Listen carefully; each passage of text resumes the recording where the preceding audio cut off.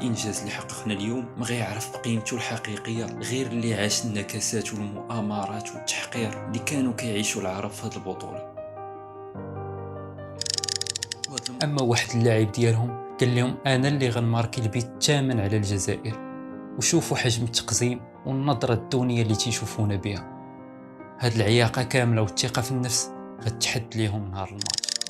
الاحساس بالفخر اللي كان يتبخر في لحظات ويتحول للحزن وبكاء،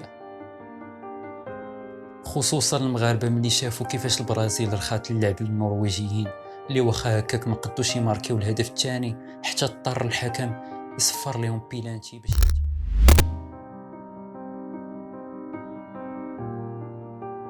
المغرب في 2018. كلشي عاقل على هذا المونديال والهدف الشهير بوحدوز ضد مرمانا في الدقائق الاخيره ضد منتخب ايران. في هذا الماتش الاول كانت الامور عاديه، خسرنا بطريقه خايبه وكنا حاسين باللاعبين غيعوضوا الخطا اللي داروا وغيتاهلوا، حيت كان عندنا جيل مخير قادر يواجه اي منتخب بدون خوف. الماتش الثاني ضد البرتغال، في هذا الماتش بالضبط بدات تتبان النوايا الخبيثه والمؤامره اللي كتحاك في الكواليس. دقيقه 4 وهدف البرتغال من ركنيه بعد ما ارتكب المدافع البرتغال خطأ واضح على لاعب المنتخب المغربي بوطيب، وكل شيء مستغرب علاش تحسب البيت بلا ما يرجعوا للفار. لحد الآن الأمور كتبان عادية، خطأ تحكيمي ما دا ما جاب واخا خلصنا فيه كاش. دقيقة 30 بيلانتي واضح للمغرب وما فيه حتى شي شك، وبطريقة غريبة الحكم ما شاف والو وحتى الفار بحال ما كاينش. ويتكرر نفس المنظر، بيلانتي اخر واضح وضوح الشمس بعد ما لمست الكره في يد المدافع بيبي، وللاسف نفس رده الفعل الحكم والفار اللي كان حاضر غاب السميه. وهنا المغاربه بداو كيحسوا بان شي حاجه ماشي هي هذيك، ومع الاسف كنا تقصينا رسميا وودعنا المونديال. Tout le public et puis tous les joueurs parce qu'ils ont été fantastiques. Et juste regardez le corner, le numéro 3. Et puis tout est dit.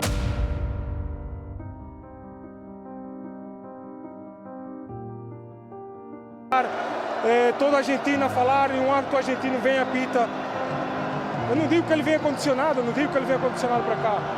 Mas vem, a segunda parte, o que é que jogamos a segunda parte? Jogamos nada, o guarda-redes dele sem parar deu 8 minutos só de desconto. Nós trabalhamos muito sério.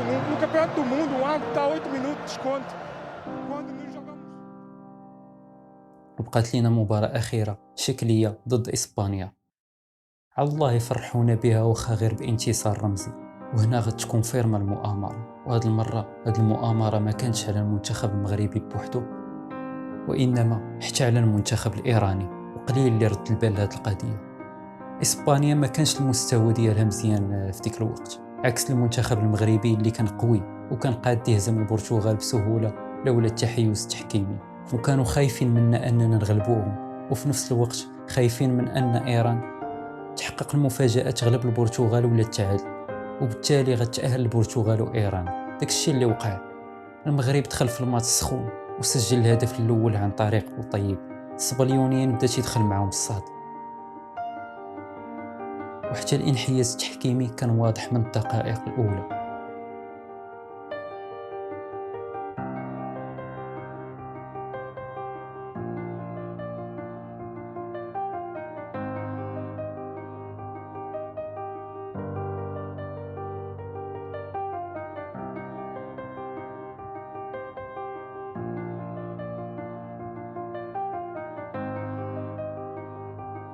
وحيانا الله تولينا تنشوفوا مدافع كيحبس الكره بيديه قدام الحكم والفار وهو تايق في راسو وكأنها داخله في قوانين الكره. رغم ذلك غيجي البيت الثاني المنتخب المغربي بطريقه اكثر من رائعه في الدقيقه 80، وقليل اللي عاقل بان هذا الكورنير اللي ماركينا منها هذا البيت جات من بعد ما حيد بيكي كره بيديه للمره الثانيه، والحكم والفار ما كاينينش في هذا العالم. بقات 10 دقائق، النتيجة 2-1، وما خلينا الصبليونيين يتنفسوا وخليناهم خايفين اللي يتقصاو.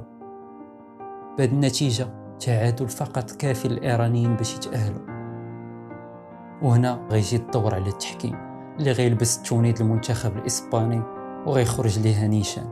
محاولة للإسبان في الدقيقة 90 من الجهة اليسرى غيسونطريها اللاعب الإسباني وغيخرجها حكيمي بالراس الركنية من الجهة اليسرى.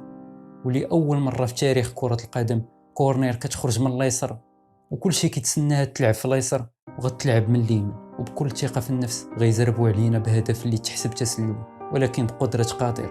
ولأول مرة غيخدم الفار في ماتشات المغرب اللي كان غير ديكور، وغيبداو يعبروا بالميليمتر باش يتلغى التسلل. وداك الشيء اللي وقع، الفار خدم باش يلغي التسلل وما خدمش باش يلغي المحاولة كاملة اللي تلعبات في اليمين عوض اليسار. وكانت هذه فضيحة مدوية هضروا عليها الصحافة العالمية وتم فين انتشرت اللقطة أمرابط.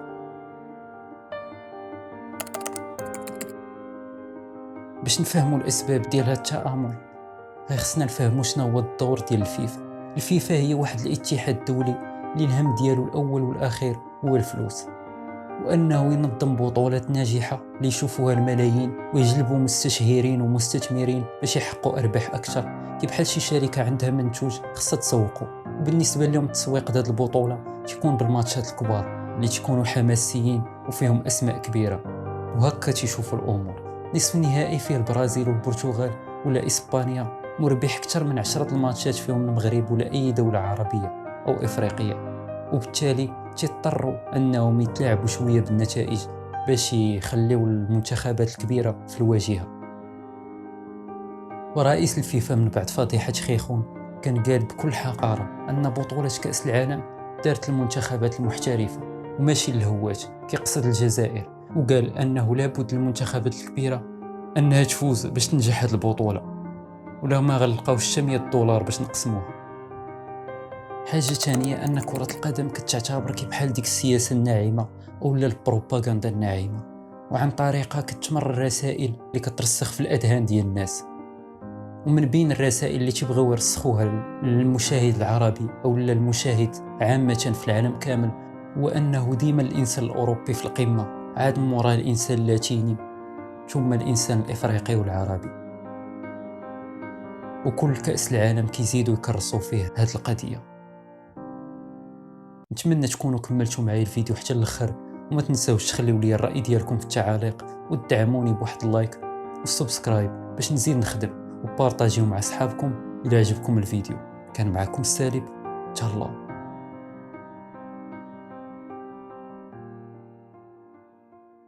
احنا العرب، احنا مهد الديانات ورسالات السماء، احنا العرب التاريخ والمستقبل، احنا الثقافة والحضارة، احنا بيت الشعر والقصر، احنا ممن تعلمتم منهم واحنا من علمكم. واسألوا شارلمان عن ساعة هارون الرشيد. احنا لا ندعي اننا الافضل ولكن نرفض ان نكون اقل. احترم لتحترم.